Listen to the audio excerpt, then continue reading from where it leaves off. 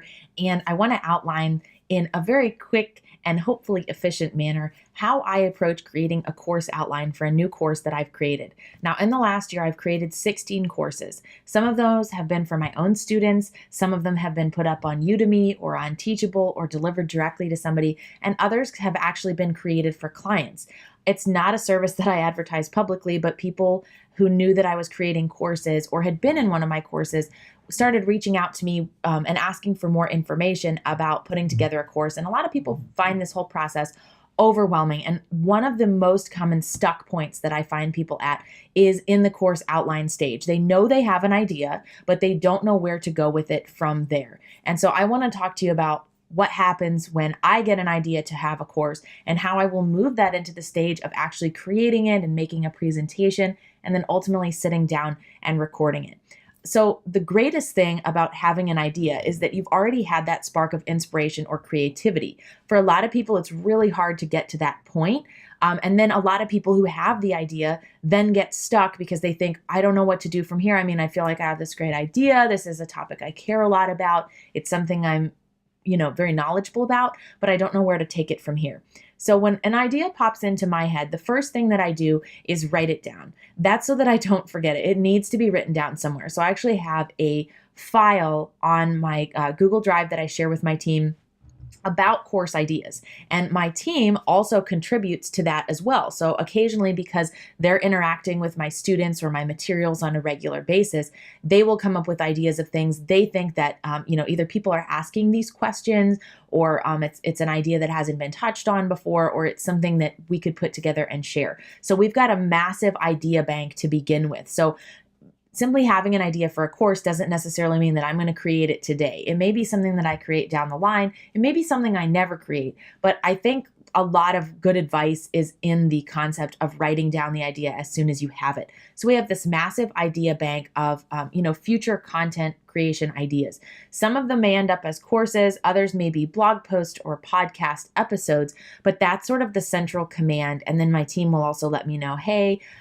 somebody asked this question in the course. It's come up a couple of times. I think we should either add a lecture or make a course specifically about that. And ideas can come from a lot of different places. I find that when someone is asking me the same question a number of times, that's an idea for a course. Sometimes I'll just be driving and my mind is kind of more blank than it usually is on a day-to-day basis, and an idea will just pop in.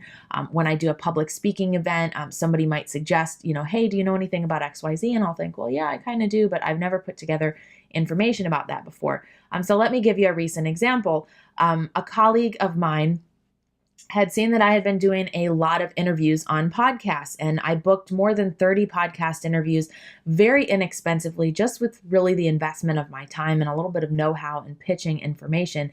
And I did that in about 1.5 months. I would say I had booked at least 30 interviews, and I've still continued to book somewhere between 5 and 10 every single month. So that's in addition to the podcast interviews that I do for my own show, but this is podcast interviews where I'm the guest expert on someone else's show. So my colleague had asked me kind of, how did you did that? I kind of gave her like a brief answer. And then I thought, there really was a system to this. Like, it really should be a course that should be put together and promoted. And then so I put that in the idea bank. And then last week, someone in a Facebook group said, hey, I need some help with pitching podcast hosts. I'm not hearing back. I'm not landing interviews. And I thought, okay, this subject is coming up again. It's something people need help with.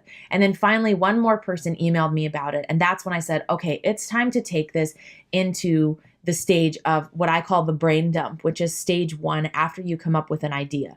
So no matter how the idea came to you, it's just something that, there's nothing else out there like it. It's something you would have benefited from. That's the reason I actually created my course about how to become a freelance writer. When I got started as a freelance writer in 2012, there were hardly any materials. I found one person who had created materials, and I bought everything she had because of that. So when I created my course, I did it because I wanted people to have access to more information out there from someone who was doing this on a regular basis. And that's why I created my course. So that could be an inspiration for you. If people are asking you the same questions, as is what happened with my experience being a podcast guest expert, that can be where your idea comes from. Wherever it comes from, the next stage for me is what I call the brain dump. And it could have been weeks since this idea is sitting on the, content idea bank, right? So that's what happened with this podcast course.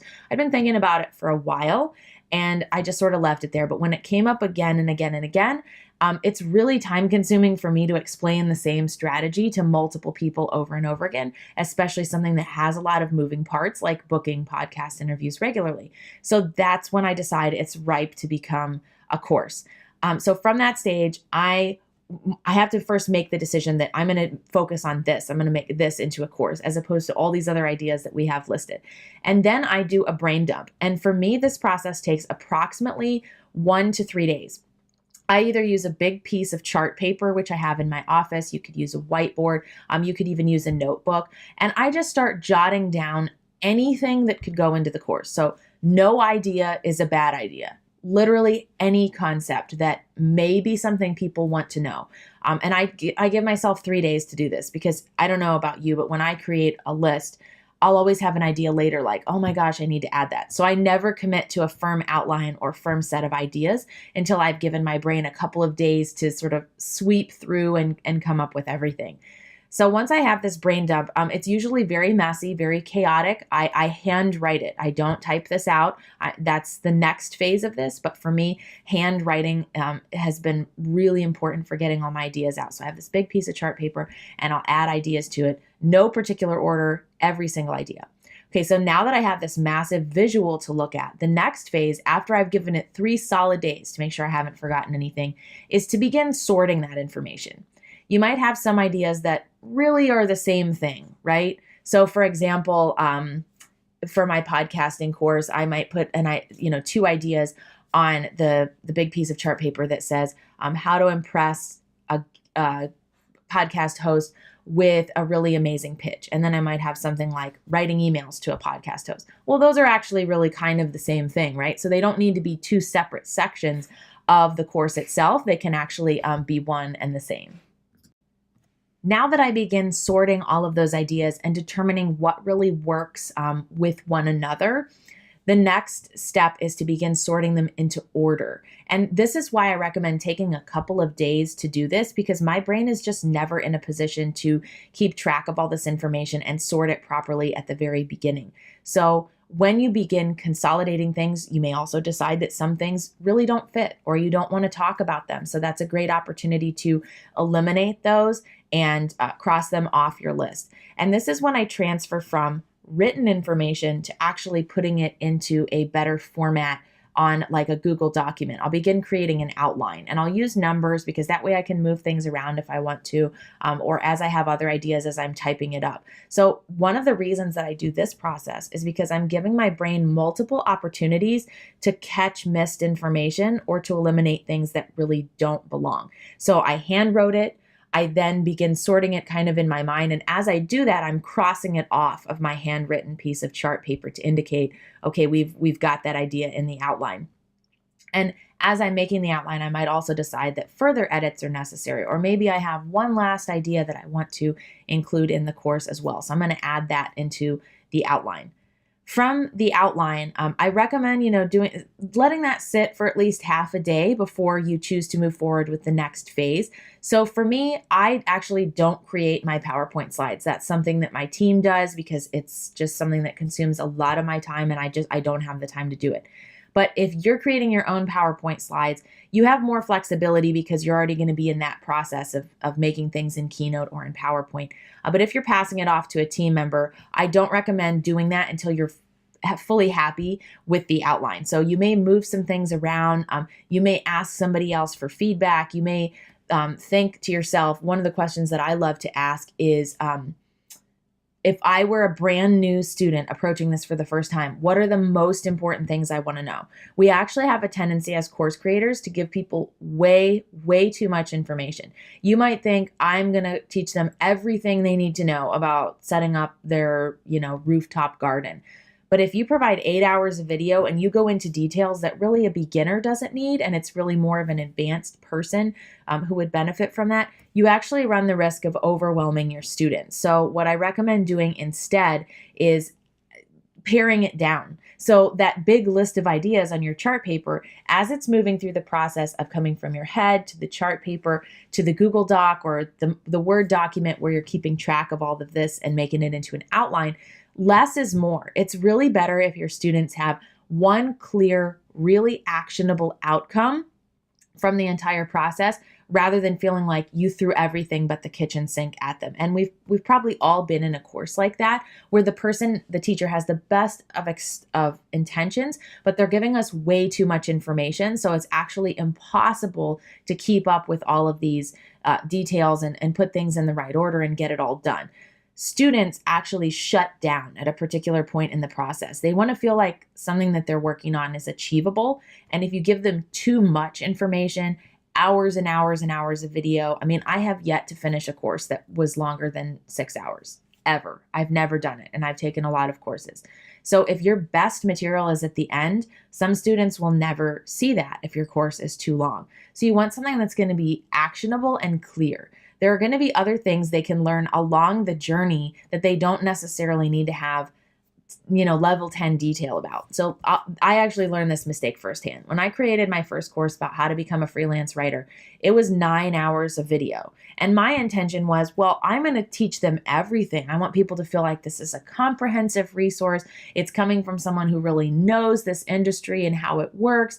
And I'm going to give them so much that the value is totally worth it. Well, what happened is people checked out. About 2/3 of the way through the course, they just stopped watching. So they never got to the point in the course where they were implementing what they learned because they were burned out and feeling like it was impossible. So if you're giving 3 assignments at the end of every video and you've got hours and hours of video, only a select few students will actually complete that. So it's better to break things into smaller chunks. So I actually did a lot of work paring my freelance writing course down to what I call the bare bones. Like, it's still really comprehensive, but it's only exactly what you need to know. We're not going into so much detail on these different marketing plans and ideas and things that, frankly, you don't really need to be successful as a beginning freelance writer. And that's actually helped students complete it. It helps them feel more positive about the course because they feel like it's possible as well. So keep that in mind as you're thinking about outlining your course, that less can actually be more. And one of the ways that I deal with that is perhaps there's material that you come up with that is still appropriate for your course topic, but you don't want to overwhelm the students. I would actually make that a bonus to the course. Or maybe it's the next level that they go to after they complete the foundational course. That's worked really well. So for me, I wanted to have a whole section in my course about time management for freelance writers. Well, that was just taking up 40 minutes of time that people may or may not have really been interested in. It was really more bonus or supplementary material. So I made that a bonus to enrolling in the course for people who took action within a particular period of time. That way it's there. I'm still making use of that material that I created and that I feel is important, but the student doesn't feel burdened to watch it. It's being, pre-designated for them what they need to know and then what is actually supplementary. So that's been really helpful for me to keep in mind. Always be thinking about your students. When we come to the table thinking about things as instructors, we make mistakes that really do have the best of intentions, but they can make things more difficult for the students. So always be aware of the feedback that you're receiving from students, the metrics of who's actually finishing the courses. And that's why I love Teachable, because Teachable will show me what percentage of a course a person has actually completed, so I can see if there are any patterns where someone is dropping off or where all students are disinterested, and that can help me readjust things as I revise the course. So this has sort of been my crash course in how I create outlines and how I take something from an idea to actually making it into a comprehensive course. I hope this has been helpful for you.